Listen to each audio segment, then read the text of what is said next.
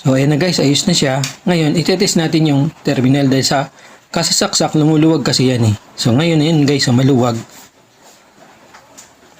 Ngayon, sikipan natin kasi sa sobrang tagal, ang isa sa dahilan kaya yan nasunog kasi minsan maluwag tong terminal. So, hihigop siya ng maraming kuryente. Hindi nakakayanin ng wire, kaya yung wire rin nasusunog. Buti na pumutok lang, hindi siya lumiyab. Ibig sabihin pumutok, naputo lang bigla yung wire. Hindi na lumiyab. Hindi na lumiyab yung yung pambalot niya, yung goma. So, ayan na guys. Okay naman. Na-check na natin, nasikipan na natin. So, fix na siya guys. Nasikipan na natin. Kaya para pag sinaksak natin, kapit na siya. Hindi siya mag-a-add ng dagdag na kuryente.